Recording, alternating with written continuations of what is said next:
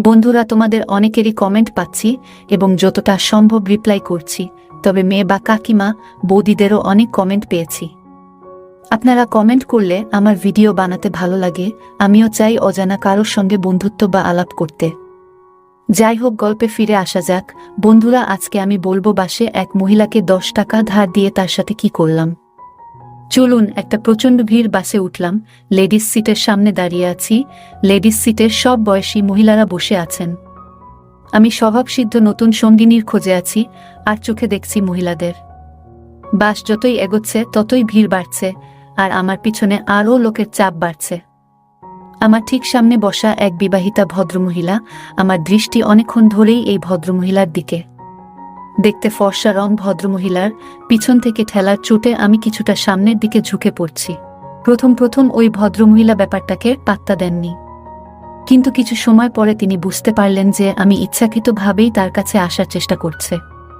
তিনি আর চোখে আমার দিকে দেখতে লাগলেন। তিনি দেখলেন যে আমি অন্যমনস্কভাবে অন্যদিকে তাকিয়ে আছি। আমি বেশ আগ্রহী হয়ে পড়লাম এই ব্যাপারে যে ভদ্রমহিলার সাথে পরিচয় করার খুব ইচ্ছে হলো আমার।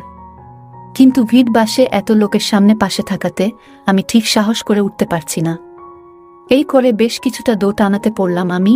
ওদিকে ওই ভদ্রমহিলা বারবার আমার দিকে দেখছে। এই দেখে আমার হাল তো পুরো খারাপ হয়ে গেল। এরকম অবস্থায় এক বুড়িমা এই ভিড় বাসে উঠে লেডিস সিটের দিকে এগোতেই আমার ঠিক সামনে বসা ওই ভদ্রমহিলা উঠে দাঁড়িয়ে বুড়িমাকে নিজের সিটে বসতে দিলেন। তিনি বললেন, মাসিমা এখানে বসুন। ফলে আমার ঠিক সামনে দাঁড়িয়ে পারলেন ভদ্রমহিলা।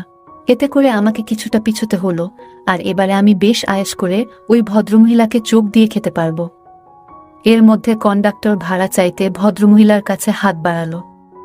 ভদ্রমহিলা ব্যাগ থেকে খুঁজে একখানা 200 টাকার নোট দিয়ে বললেন, আমাকে একটা 10 টাকার টিকিট দিন, আমি এর পরের স্টপেজে নামব। অমনি কন্ডাক্টর বলে উঠল, দিদি 10 টাকার টিকিট চেয়ে 200 টাকার নোট ধরাচ্ছেন, খুচরো দিন। ভদ্রমহিলার কাকুতি মিনতি কোনো শুনল না কন্ডাক্টর।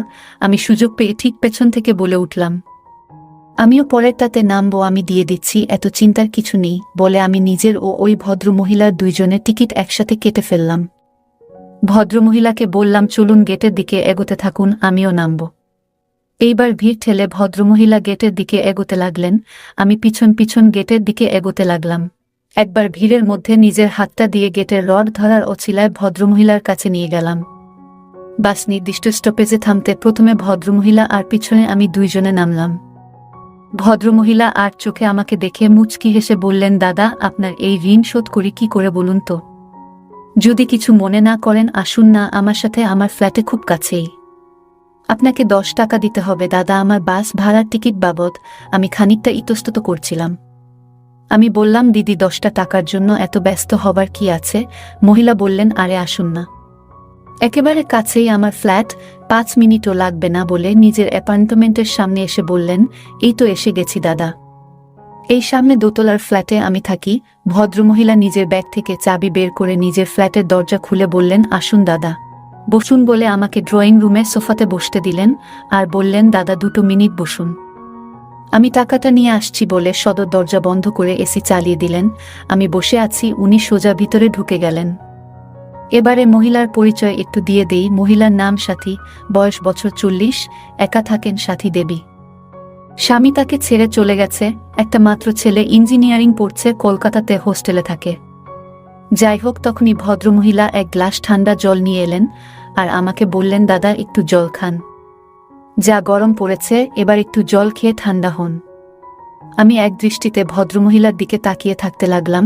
ভদ্রমহিলা বলে উঠলেন, আমার দিকে অমন করে তাকিয়ে কি দেখছেন দাদা? আমাকে কি আপনার ভালো লেগেছে? সে তো দাদা বাসেই আমি টের পেয়েছি। বলে খিলখিল করে হাসতে লাগলেন আর বললেন, আপনি জল খান, আপনার ঋণ শোধ করে দেব বলে ভিতরে চলে গেলেন। বেশ কিছু সময় কেটে গেল, ভদ্রমহিলার আসার পাত্তা নেই। আমি উসখুস করছি কখন আসবে। আমি বললাম, ও দিদি, আমি এইবার উঠব, ওই 10 টাকার টিকিটের জন্য এত ব্যস্ত হবেন না, আপনি এখানে আসুন, আমি এইবার বেরোবো। এই ডাকে ভিতর থেকে উত্তর এলো, আসছি, এই তো আসছি। এর মধ্যে দাদা আপনি ঠান্ডা হয়ে গেলেন বলে হঠাৎ ভদ্রমহিলার আগমন ড্রয়িং রুমে।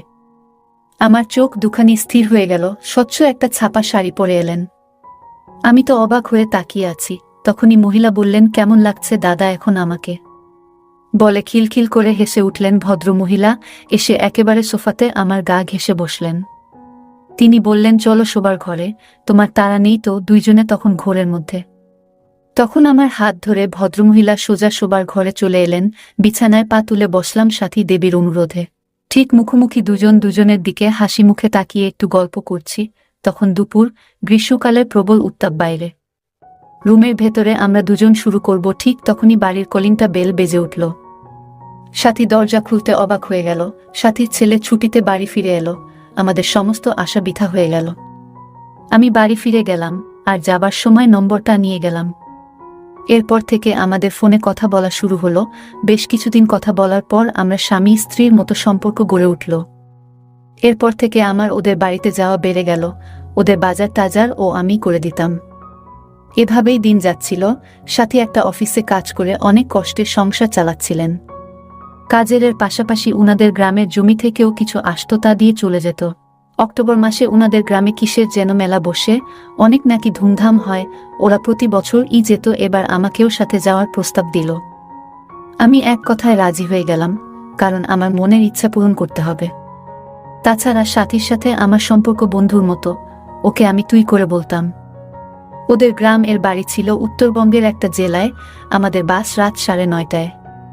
ব্যাগ ট্যাগ নিয়ে চলে এলাম কল্যাণপুর বাস কাউন্টারে। যাত্রী পরিবহনের একটি বাসের টিকিট কাটা হয়েছে।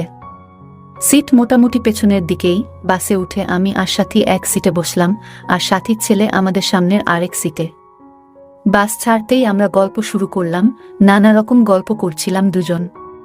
বাস একটানা ছুটে চলেছে। জানালা দিয়ে মাঝে মাঝে দূরের কোনো ফ্যাক্টরির আলো দেখা যাচ্ছে। বাতাসে সাথীর চুল এসে পড়ছে আমার মুখে। আমি মুগ্ধ দৃষ্টিতে চেয়ে আছি সাথীর দিকে। কই, কখনো তো সাথীকে এত সুন্দর লাগেনি। আজ কি হলো হঠাৎ? সাথীর কোনো কথা আর কানে যাচ্ছিল না।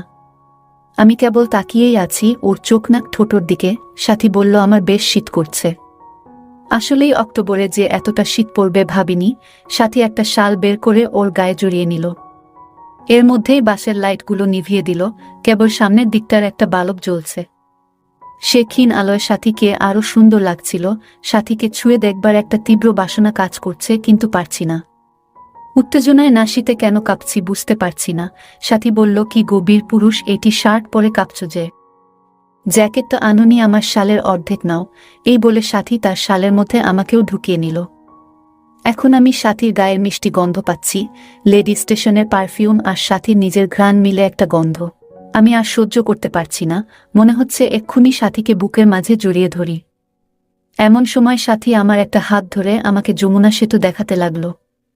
সারা বাসের যাত্রীদের মধ্যে মনে হয় কেবল আমরা দুজনেই জেগে আছি। হঠাৎ কই থেকে এত সাহস পেলাম জানি না।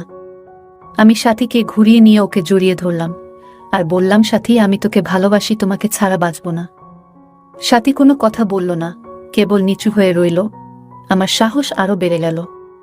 আমি বললাম, সাথী, তোমাকে আমি চাই, একদম আমার করে চাই। ও তবুও চুপচাপ। আমি বুঝে গেছি সাথী ও রাজি আছি। এবার আমি বেশি দেরি না করে বাসের সিটের ওপর আমার এত দিনের চাহিদা মেটাতে লাগলাম। সাথীও কিছু বলল না। সাথী ও মজা নিচ্ছে। এইভাবে কিছুক্ষণ মজা করার পর আমরা ঘুমিয়ে পড়লাম। এইভাবে আমি আমার 10 টাকা শোধ করলাম। যাই হোক, আজকের ভিডিও এই পর্যন্ত। যদি আমাদের ভিডিওগুলি ভালো লাগে তাহলে লাইক, কমেন্ট এবং শেয়ার করুন। আর সবার আগে ভিডিও পেতে আমাদের চ্যানেলটাকে সাবস্ক্রাইব করুন। সবাইকে ধন্যবাদ।